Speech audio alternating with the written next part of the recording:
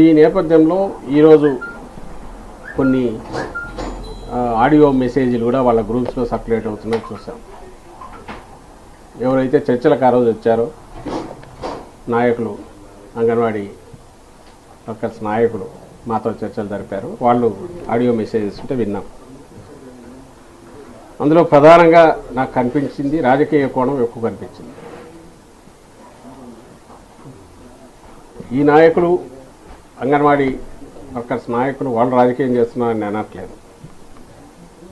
కానీ వెనక ఉండి నడుపుతున్న వారు కానీ, ఏ యూనియన్లు అయితే ఉన్నాయో, ఏ పార్టీలకైతే అనుబంధం ఉన్నాయో ఆ పార్టీలు కానీ, అవి అయితే రాజకీయపరమైన అజెండాతోనే చేస్తున్నాయనేది ముందు నుంచి తెలిసినప్పటికీ ఈరోజు వీళ్ళ మెసేజ్ల్లో అది బహిర్గతమైంది.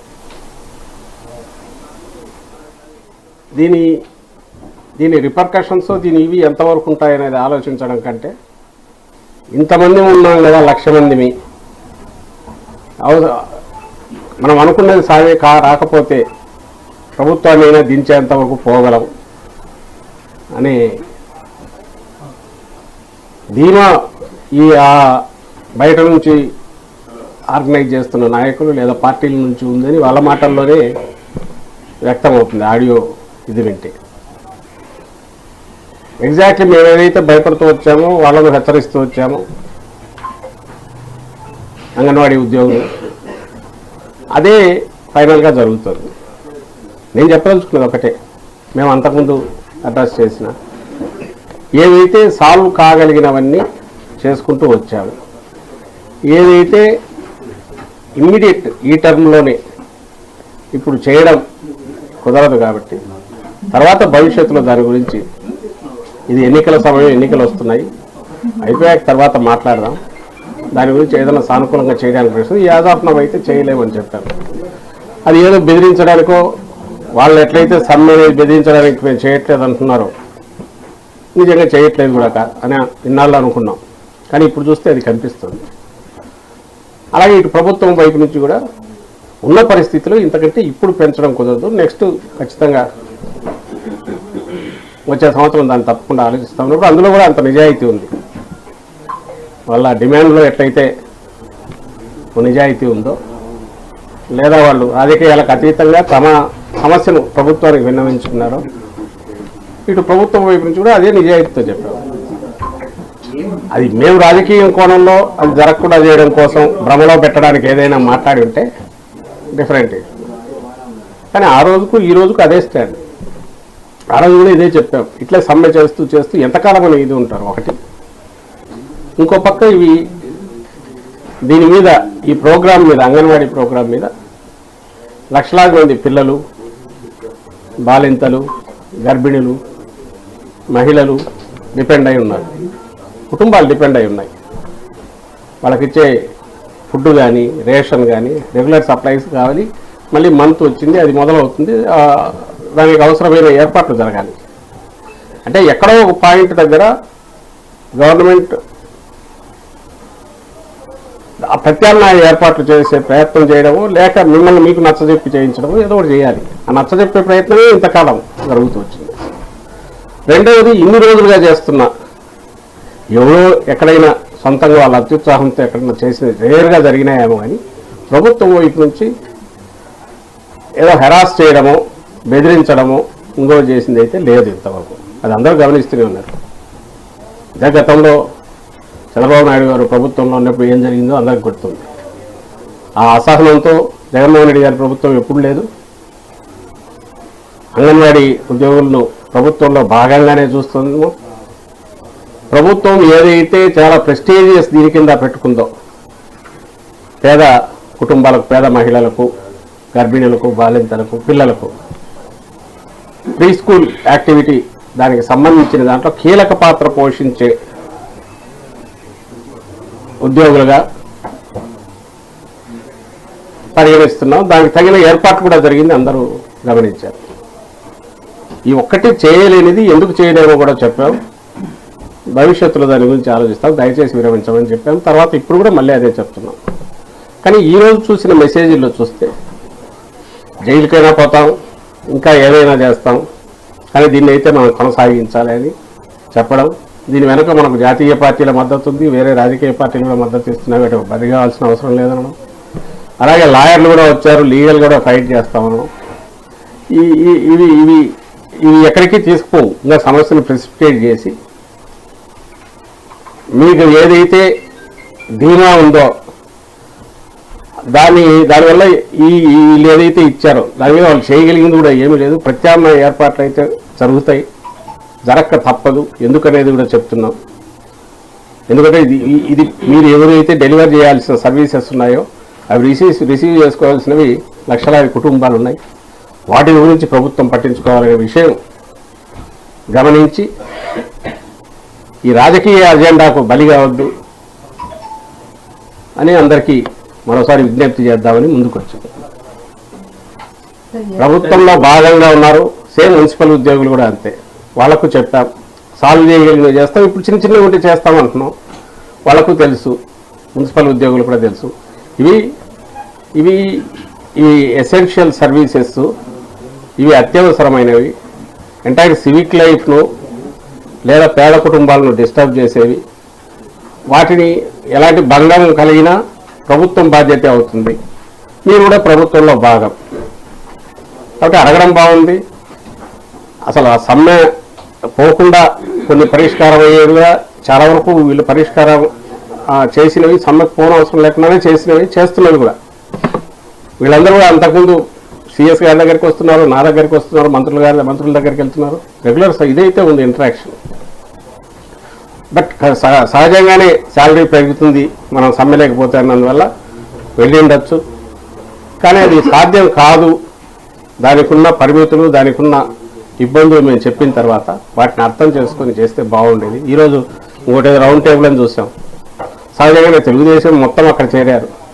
వీళ్ళందరూ ఎవరంటే జగన్మోహన్ రెడ్డి గారిని టార్గెట్ పెట్టుకుని ఏదో ఒక రకంగా పొలిటికల్ మైలేజ్ పొందాలనుకునే వాళ్ళు. తప్పు కాదు, వాళ్ళకి ఇది ఉంటుంది, వీళ్ళది తప్పు కాదు. అది ఎన్నికల్లో రేపు ఎలాగో అలాంటి నిర్ణయం తీసుకోవాలని వాళ్ళు, అది ఎవరి ఇష్ట ప్రకారం వాళ్ళు ఓటు వేస్తారు, దట్స్ డిఫరెంట్ ఇష్యూ. కానీ గవర్నమెంట్ యాక్టివిటీ ఏదైతే ఉందో, లేదా పేద ప్రజలకు అందించాల్సిన ఇది కానీ, లేదా మున్సిపల్ వర్కర్స్ విషయంలో అయితే పారిశుద్ధ్యం అంటే సివిక్ లైఫ్కు, పౌర జీవితానికి సంబంధించినంత వరకు ఎఫెక్ట్ అయ్యే రకంగా అది కంటిన్యూస్ చేయడం అయితే దాన్ని రిజాల్వ్ చేయకుండా ప్రభుత్వం ఊరికైతే ఉండలేదు.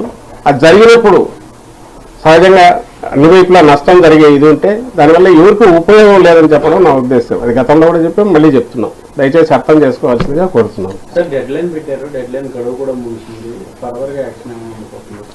దాని ప్రకారం ఇప్పటికీ డోర్స్ ఆర్ ఓపెన్, వాళ్ళు చేయొచ్చు. వాళ్ళు దాని ఏమంటారు, ఉద్యోగం కానీ సమ్మె కానీ ఏది చేసినా దానికి ప్రాపర్ ప్రొసీజర్ ప్రకారమే నోటీసులు ఇవ్వడం ఏదో జరుగుతుంది, చూస్తారు. ఎవరి మీద ఎలాంటి దురుసుగా ఇచ్చేయొద్దని సంబంధిత పోలీస్ డిపార్ట్మెంట్ కానీ మిగిలిన వాళ్ళకు కూడా ఆదేశాలు వెళ్ళాయి. ఓన్లీ థింగ్ ఈజ్ ప్రత్యామ్నాయ ఏర్పాటు చేయకపోతే ఈ సప్లై ఏదైతే ఉందో చేయాల్సిన డిస్ట్రిబ్యూషన్ కానీ మిగిలినవి, అలాగే పిల్లలు చూసుకోవడం, వీటి యాక్టివిటీకి సంబంధించినంత వరకు ఇబ్బంది వస్తుంది. కాబట్టి ప్రత్యామ్నాయ ఏర్పాటు చేసేటప్పుడు ఎవరైనా అడ్డం వస్తే సహజంగానే దాని మీద ప్రభుత్వం చర్యలు తీసుకోవాల్సి ఉంటుంది. అంతకుమించి వీళ్ళు సమ్మె చేస్తున్నందుకో, లేదా రకరకాలుగా వాళ్ళు పరుషంగా మాట్లాడుతున్నందుకో, లేక మేము ప్రభుత్వాన్ని దించుతామన్నందుకో, అలాంటి వాటికి అయితే ఎవరు దురుసుగా ప్రవర్తించరు. ప్రభుత్వం వైపు నుంచి పూర్తి సమయవంతం ఉండమని ముఖ్యమంత్రి గారు చెప్పారు. గత ప్రభుత్వాల్లా కాదు. అని బాధ ఏంటంటే ఆ మాటల్లో జైళ్ళకైనా వెళ్దాం, ఏదైనా చేద్దాం అనడానికి ఇది డీల్ చేస్తున్నది ప్రభుత్వంలో అంతర్భాగమైన మీరు ప్రభుత్వం మీదే ఇది చెప్పి చేయడం అంటే, చేయగలిగితే ఇప్పటికే చేసేవాళ్ళం, చేయలేని పరిస్థితులు అంటే అర్థం చేసుకోమని ఇటుపక్క అడుగుతుంటే ఇది తెగేంత వరకు లాగడం అనేది కరెక్ట్ కాదు. ఆ తెగేంతవరకు లాగడము, తెంచడం అనేది మీ వైపు నుంచి వద్దు, ఇటువైపు నుంచి ఆ ప్రయత్నం అలాంటి ఇది ఉండనే ఉండదు. గవర్నమెంట్ వైపు మీరు చేయొద్దని ఉద్యోగులందరికీ విజ్ఞప్తి చేస్తారు.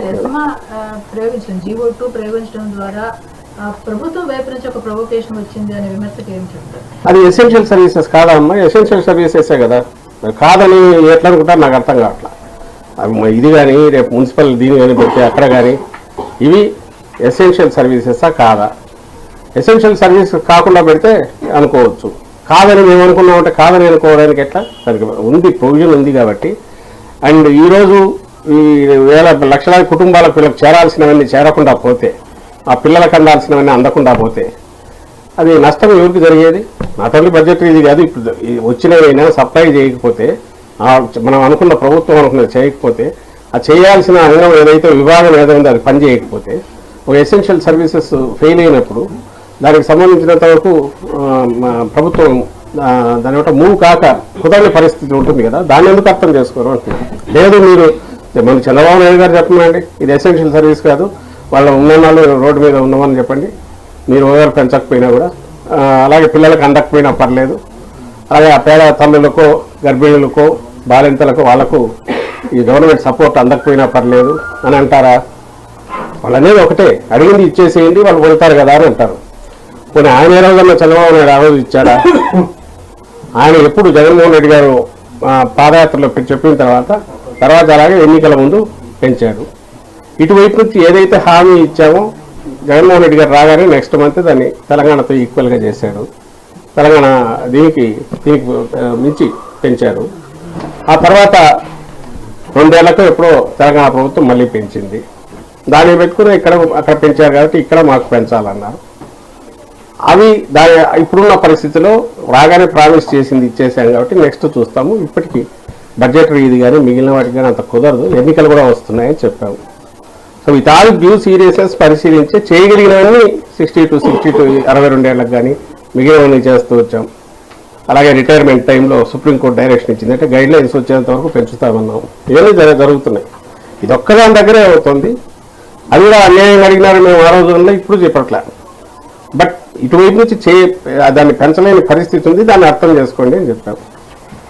దాన్ని అది మేమేమైనా కమ్యూనికేట్ చేయడంలో ఇదే ఉన్నా, ఈ డిలే జరుగుతున్న వాళ్ళు ఇన్నాళ్ళు వాళ్ళు సమ్మె చేస్తున్నా, ఎలాంటి కఠిన చర్యలు కానీ అవి లేనప్పుడు దానిలో పాజిటివ్ స్పిరిట్తో చూసి ఇప్పటికే వచ్చిండాల్సింది. లేదు ఇప్పుడు ఒక ఎక్కడో ఒక చోట ఒక కట్ ఆఫ్ ఇది వస్తుంది, అది వచ్చింది కాబట్టి ఎస్మాది కిందికి తీసుకొచ్చి ఎసెన్షియల్ సర్వీసెస్ కిందికి తెచ్చి నోటీసులు ఇవ్వడం ఇది జరుగుతుంది, మొదలవుతుంది, ఆ ప్రాసెస్ ఉంటుంది. ఇప్పటికైనా సమయం మించిపోయింది లేదు. అది రిక్వెస్ట్ చేద్దామని మీ ద్వారా మీడియా ద్వారా రిక్వెస్ట్ చేద్దామని వచ్చాం. దాన్ని దయచేసి అర్థం చేసుకుని వాళ్ళు కానీ అలాగే మున్సిపల్ వర్కర్స్ కూడా చేయగలిగినంత చేశాం. పట్టుదలకు పోకుండా ఇంకా చిన్న వ్యవహారం ఉంటే వేరే పరిశీలించవచ్చు, that's not a different issue. కానీ సాలరీ పెంచడం అనేది ఇప్పట్లో కుదరదనేది దయతో అర్థం చేసుకొని సమ్మె విరమించాల్సిందిగా కోరాను. మున్సిపల్ ఇప్పటికైతే ఏం లేదు, చర్చలు జరుగుతున్నాయి, రిజాల్వ్ అవుతుందని అనుకుంటున్నాము. మళ్ళీ కూర్చున్నాం. అంగన్వాడీ దీనికి సంబంధించి కూడా వాళ్ళు ఈరోజు మళ్ళీ వచ్చినట్టున్నారు సిఎస్ గారు, అది కూడా రిజాల్వ్ అవుతుందేమో అని ఆశ ఉంది. బట్ ఈలోగా ఈరోజు వాళ్ళ స్టేట్మెంట్లు కానీ పొలిటికల్ పార్టీస్ దాని స్టాండ్ తీసుకోవడం కానీ, అలాగే మొన్నటి వరకు 19 వరకు అధికారంలో తెలుగుదేశం పార్టీ కూడా ఒక పొలిటికల్ స్టాండ్ తీసుకొని రావడం కానీ, అలాగే వీళ్ళ దాంట్లో కూడా ప్రభుత్వాన్ని దించేయగలమనే ఇది కూడా మాకు ధీమా ఇచ్చారు ఆ పార్టీలు అంటుంటే, అది ఎక్స్ట్రీమ్ పొజిషన్ అలాంటివి తీసుకోవడం ఉద్యోగులుగా ఉన్నవాళ్ళు. అది నిజంగా కరెక్ట్ కూడా కాదు. అండ్ ప్రయత్నం ఎవరైనా చేయొచ్చు, ప్రతి ఓటు దించడానికి వేయచ్చు లేదా నిలపడానికి వేయచ్చు. కానీ మేము 1,00,000 మంది ఉన్నాం కాబట్టి మేము కలిసి ఇచ్చేయగలము. అంటే ఇది 5 కోట్ల మంది ఉండే రాష్ట్రం, వాళ్ళేదో ఆవేశంగానో ఇంకోదానో రెచ్చగొట్టే రకంగానో పొలిటికల్ పార్టీలు చేస్తే ఆ ఉచ్చులో పడొద్దు, వాటికి బలిపశువులు కావద్దు అనేది మా విజ్ఞప్తి. అంగన్వాడీని వాళ్ళు కనుక అదే రకంగా ముందుకు వెళ్తే ఎస్మా ఉన్న నేపథ్యంలో వాళ్ళకి నోటీసులు ఇచ్చి విధుల నుంచి తొలగించే అవకాశం ఉంటుంది. ప్రత్యామ్నాయ ఏర్పాట్లు అన్నప్పుడు ప్రత్యామ్నాయ ఏర్పాట్లు జరుగుతూ వస్తుంటాయి. వారు అవి జరిగినప్పుడు ఏ రూపంలో జరుగుతాయని అన్నిటికీ అది వాళ్లకు తెలుసు, మిగిలిన వాళ్ళకు తెలుసు ఏ రకంగా ఉంటుంది. ఏదైతే ఎంతకాలం అయితే దాన్ని చూస్తూ వచ్చామో అయిన తర్వాత నెక్స్ట్ స్టెప్ పోక తప్పదు. అవి ఎట్లా ఉంటుంది అనేది వాళ్ళకి ఆ నోటీసులు పోయినప్పుడు నోటీసుల్లో తెలుస్తుంది. ఆల్రెడీ వద్దని చెప్తున్నారు. వాళ్ళు కంటిన్యూ చేసినప్పుడు అంటే అది ఏం చెప్పినా ఏదో హెచ్చరికలాగానే భయపెట్టినట్టు బెదరగొట్టినట్టు ఉంటుంది కాబట్టి నేను దానిలో మాటలు తోలిపోవడం. ఒక్కసారి అది నడవడం ఆగకూడదు. ఇంతకాలం సఫర్ అయింది, ఆ సిస్టమ్ ఆగకూడదు. ఇప్పుడైనా దాన్ని మళ్ళీ గాడిలో పెట్టాలి అనుకున్నప్పుడు అది బిల్ అన్నా చేయాలి, ఆల్టర్నేటివ్ అరేంజ్మెంట్స్ అన్నా చేయాలి. వాళ్ళని చేయమంటున్నాం, చేయనప్పుడు ఆల్టర్నేటివ్ అరేంజ్మెంట్స్ చేస్తున్నప్పుడు అది ఖచ్చితంగా that will lead to heart burn. కొంచెం ఇబ్బంది అవుతుంది, అందరికీ ఇది అవుతుంది. ఆ పరిస్థితి వద్దు ఇటు వద్దు అటు వద్దు, తెచ్చుకోని అవసరం లేదనేది నా ఫైనల్ రిక్వెస్ట్ చేస్తుంది. సార్ సంబంధించి అసెంబ్లీ నియోజకవర్గం, లోక్సభ నియోజకవర్గం థర్డ్. అవునా, వస్తుందమ్మా తొందరగా చెప్తా, మీకు ముందే చెప్పే ఇష్యూ చేస్తాం. ముందే ఫస్టే చెప్పాము, ఎన్ని అవసరమైతే అన్నీ ఉంటాయి. అది థర్డ్ డేనా ఫోర్తా ఎక్కడో చోట అయితే అవుతుంది. ఒకటి గమనించడం మేము రిక్వెస్ట్ చేస్తున్నాం ఏంటంటే, ఈ మధ్య ఆయన చంద్రబాబు నాయుడు ఎక్కడ పోయినా కూడా ఏదో ఈ చెత్త తీసుకుపోయి అక్కడ పెడితే ఇది అవుతారా, ఇంకా అదేమంటారు ఇక్కడ పోతే ఊరు పెట్టారు ఓ కామెంట్ చేస్తున్నారు ఆయన చేసి. కానీ అసలు ఇంతకుముందు క్వశ్చన్ వేసాం, ఆయన ఎన్ని మార్పులు చేశాడు మీ అందరికీ తెలుసు, అందరికీ తెలుసు. ఆయన నోరో ఏదో మరి అర్థం కాదు, కానీ ఆయన ఏం మాట్లాడుతున్నాడో ఆయనకు తెలుసో తెలియదో, లేదా ఆయన కానీ ఆయన చూసి ఆయన కొడుకో లేదంటే ఆ పార్టీ నాయకులు, ఆయన వచ్చిందే తన దీని నుంచి నేటివ్ కాన్స్టిట్యున్సీ నుంచి ఇంకో కాన్స్టిట్యున్సీకి పోయినాడు. తన కొడుకు వచ్చి ఇక్కడ మంగళగిరిలో, సంబంధమే లేని మంగళగిరిలో పోటీలో దిగాడు. ఇంకా గంటా శ్రీనివాసరావు ఆయన అయితే ఎన్ని కాన్స్టిట్యున్సీలు మారారు. అలాగే ఐ థింక్ లాస్ట్ ఎలక్షన్స్లో కూడా ఆమె పాయకరావుపేట నుంచి ఆమెను తెచ్చి కొవ్వూరు పెట్టేట్టున్నారు. ఐ థింక్ జవహర్ ఆయన తెచ్చి ఇక్కడ తిరువూరు పెట్టేట్టున్నారు. మీరు చెప్పుకుంటూ పోతే చాలా ఉంటాయి. అల్టిమేట్ నువ్వు చేయలేని పని మేమేమో కాన్ఫిడెన్స్తో వెల్ ఇన్ అడ్వాన్స్ చేంజెస్ ఏమైనా ఉంటే చేసుకుంటూ పోతున్నాం సైంటిఫిక్ స్టడీతో. జగన్మోహన్ రెడ్డి గారు ఈ పని చేస్తున్నారు. నీకేమో అసలు క్యాండిడేట్లే లేదు. 175 అన్నట్టు నువ్వు ఆలోచించాల్సిన అవసరం వచ్చేది చంద్రబాబు నాయుడు లేదు. ఉన్న వాటిలో మళ్ళీ ఏంటంటే జనసేనకి ఎన్ని ఇస్తారో తెలియదు. ఆ నంబర్ చెప్పాలంటే మళ్ళీ అది భయం, అది చెప్తే ఎలాంటి రియాక్షన్ వస్తుందో అది. సో ఆ గందరగోళంలో కొట్టుకుంటున్నాయి. ఇటుపక్క నిబ్బరంగా కాన్ఫిడెన్స్తో మేము అడుగులు వేస్తుంటే జగన్మోహన్ రెడ్డి గారు ఇంకా పట్టుకోలేక ఏదో కామెంట్ చేయాలి. కాబట్టి మీరు అడుగుతారు, ఏం సార్ వాళ్ళంతా రెడీ అవుతున్నారు, మీరు ఎలక్షన్ల దగ్గరికి వచ్చినా మీరేం చేయలేకపోతున్నారు, మీరు అడుగుతారు కాబట్టి మీడియా వాళ్ళు దాన్ని ముందే ప్రియం చేయడానికి ఆయనే ఇలాంటి అవాకులు జవాకులు ఆయన వెళ్తున్నారు వరుస పెట్టేసి. What we are doing is perfectly correct and ఏది రాజకీయ పార్టీ చేస్తున్నది. సో అందులో మేము ఇన్ అడ్వాన్స్ చేస్తున్నాము. సో దట్ డస్ట్ సెటిల్ అయ్యి ఎవ్రీథింగ్ నార్మల్ వస్తుంది, మా టీం పర్ఫెక్ట్గా ఉంటుంది, మా కాన్ఫిడెన్స్. అది ఆయన ఎందుకు చేయలేకపోతున్నాడో ఆయన చెప్పాలా చంద్రబాబు నాయుడు గారు. సో ఆయనకు చేత కావట్లా. రెండవది లేరు, ఉన్న వాళ్ళు ఆల్రెడీ మొదలు పెడుతున్నారు. నిన్న మొన్న ఇక్కడ విజయవాడలో జరిగినట్టుంది, నిన్న ఎక్కడో బద్వేల్లో లాస్ట్ టైం కంటెస్ట్ చేసిన స్టేట్మెంట్ ఇచ్చాను. అవి చూసుకొని మేము వాటి గురించి మాట్లాడట్లా, ఎందుకంటే సహజంగానే ఉంటాయి ఏ పార్టీలో. మేము వీళ్ళు చంద్రబాబు నాయుడు కానీ ఆ పార్టీ కానీ ఆ ఎల్లో మీడియా కానీ మా దగ్గర ఎవరైనా కొంచెం ఇది అయిపోతే మొత్తం కంప్లీట్ కేయాస్ వచ్చినట్టు, వైఎస్ఆర్సీపీ ఏదో అయిపోయినట్టు వాళ్ళు ప్రచారం చేసి సంబరపడిపోతున్నారు. కానీ ultimately you have already failed. అంత earlier you failed the state Chandrababu Naidu, and now also as a party కూడా వాళ్ళు ఫెయిల్ అయ్యారు. ఫెయిల్ అయినందుకే ఆయన పవన్ కళ్యాణ్ గారి వాళ్ళ గడ్డం పట్టుకొని తనను మోసి మళ్ళీ సీఎం పదవిలో కూర్చోబెట్టమని ఆయన పట్టుకున్నారు. పోనీ అక్కడ ఎన్ని ఇస్తారో కాన్ఫిడెంట్గా చెప్పలేకుండా అన్నారు. ఆ గందరగోళం వాళ్ళని వాళ్ళు తెలుసుకోగలిగితే, లేదా తెలుసుకొని ఒక స్పష్టత వాళ్ళు రాగలిగితే అప్పుడు వాళ్ళు పోటీలోకి వస్తే నిజంగా ఒక పోటీ ఉన్నట్టు మేము ఫీల్ అవుతాం. మా వరకు మేము any election is we are appealing to public. ఆ పోయేటప్పుడు ఒక స్పష్టత ఉండాలి. మా విధానాలకు స్పష్టత ఉంది. జగన్మోహన్ రెడ్డి గారి లైన్ ఆఫ్ థింకింగ్కు, ఆయన విశ్వసనీయతకు, పార్టీకి, ఇంక్లూడింగ్ మేము ప్రజెంట్ చేసే 175 టీంకు ఆ విశ్వసనీయత స్పష్టత ఉంది. కాబట్టి ఖచ్చితంగా అవతల ఎవడొచ్చినా మేము రెడీగా, లేదా అందరు కట్టకట్టుకుని వచ్చినా రెడీగా ఉండేంత ధీమాతో మేము ఉన్నాం. కాబట్టి అది ప్రజలు కూడా అర్థం చేసుకున్నారు. కాబట్టి whatever we are doing, wrong interpretations ఏమొచ్చినా వాటిని నమ్మొద్దని విజ్ఞప్తి చేస్తాం.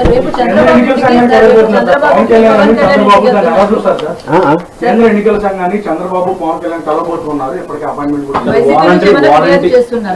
వాళ్ళిద్దరూ కలిసి రేపు సీఎస్ఎం కలిసి ఫిర్యాదు చేయబోతున్నారు. వైసీపీ నుంచి ఏమైనా కంప్లైంట్ ఇవ్వబోతున్నారు. వాలంటీర్లని అలాగే సచివాలయ ఉద్యోగుల్ని వెన్నికలు నుంచి తప్పించాలనేది ఫిర్యాదు ప్రధానంగా చేస్తారు. వాలంటీర్లు అనే వాళ్ళు ఉద్యోగులు కాదు, ఒకటి సచివాలయ ఉద్యోగులు ఎనీ ఉద్యోగి state government employees sir, state government employees వాళ్ళు వచ్చేసి దాని గురించి వీళ్ళ తలకాయలు ఏదో ఉంది, దాన్ని పెట్టేసి అది ఈసీకో లేక రాజ్యాంగానికో వాళ్ళు ఆపాదించో వాళ్ళు ఏదో స్టేట్మెంట్లు ఇస్తే దానివల్ల ఏం ఉపయోగం ఏముంది. వాలంటీర్లు ఉద్యోగులు అయితే కదా. అండ్ వాలంటీర్లు ఉద్యోగులు కానప్పుడు ఎన్నికల డ్యూటీలు ఎందుకు పాల్గొంటారు? ఎన్నికల డ్యూటీలో పాల్గొనరు. ఎన్నికల్లో ప్రజాస్వామ్యంలో ఎన్నికలు ఏంటంటే వాళ్ళు పౌరులుగా మామూలు పౌరులుగా వాళ్ళ అభిప్రాయాలకు అనుగుణంగా పనిచేస్తారు. వాలంటీర్ పదవుల్లో మాట్లాడినప్పుడు దాని మీద వీళ్ళు అనడం ఏంటి, వాళ్ళు ఏదో మేము వాడుకుంటున్నాం అనడం ఏంటి, దానికి ఏమైనా అర్థం లేనిది. దాన్ని తీసుకెళ్ళి ఈసీకి పెడితే పాపం వాళ్ళు ఏం చేస్తారు, ఎలక్షన్ కమిషన్ పెడితే. So that is entirely there. అంటే నేను కూడా రాంగ్ ఇవ్వడానికి ట్రై చేస్తున్నాను అనుకున్నాను. ఇప్పుడు కాదు, 4-5 నెలల నుంచి మొదలు పెట్టారు. ఎలాగో పుట్టి వినిందని తెలుసు. రేపు ఎన్నికల్లో ఆ అకౌంట్ ఓపెన్ అవుతుందో లేదో డౌట్ వాళ్ళకు. 23 కూడా వచ్చే ఛాన్స్ లేదు. సో ఇప్పుడు నుంచి ఒక గ్రౌండ్ ప్రిపేర్ చేసుకుంటున్నారు. నిజంగా చేస్తున్నది వాళ్ళు. మేము ఆధారాలతో సహా చూపించాం. ఏదో మై పార్టీ డాట్ ఏదో పెట్టుకున్నారు, దాంట్లో అంతా ఎక్కించుకుంటున్నారు, పర్సనల్ డేటా కలెక్ట్ చేస్తున్నారు. ఇళ్లలోకి వెళ్తే కొంతమంది గొడవలు కూడా చేశారు, మా పర్సనల్ డేటా మీకు ఎందుకని. ఇవి అందరికీ తెలిసినవి.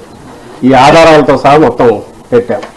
అలాగే వాళ్ళ సంబడి ఎవరినో అపాయింట్ చేసుకుంటే అతను లక్షలు అంటే ఆల్మోస్ట్ దాన్ని ఏమంటారు, ఎలక్ట్రల్ రోల్స్ కంప్లీట్గా ఇచ్చినట్టు ఇచ్చారు. ఇవన్నీ బోగస్ ఓట్లని అవి కిందికి పంపిస్తే లక్షల్లో అది జెన్యున్ ఓట్లని మళ్ళీ కింది నుంచి పైకి వచ్చింది. కానీ వాళ్ళకి రావాల్సిన ప్రచారం ముందు ఏదో చేస్తున్నారో అదైతే కొట్టేశారు. ఇదిగో ఇన్ని లక్షల బోగస్ ఓట్లని మేము ఇచ్చామని. కానీ చేస్తున్నది ఎవరంటే హైదరాబాద్ నుంచి అదేది వాళ్ళు ఫ్లెక్సీలు పెట్టి మరి తెలంగాణ ఎలక్షన్ కాగానే ఫోటోలతో సహా ఇచ్చాము ఎలక్షన్ కమిషన్. ఇక్కడ అయిపోయింది కదా అక్కడికి పోదండి అని చెప్పి అందరికి పిలిపించారు. మీరు చూసింటారు సోషల్ మీడియాలో కూడా వాటి రండి మేము ఆర్గనైజ్ చేస్తామనేది వచ్చాయి. అది ఇక్కడ ఓటర్ రిజిస్ట్రేషన్ చేయిస్తామని బరి తెగించి ఆ బండగా ఆ రోజు చేసినారు. ఈరోజు ఇప్పటికి అపోజిషన్లోనే చేస్తున్నారు.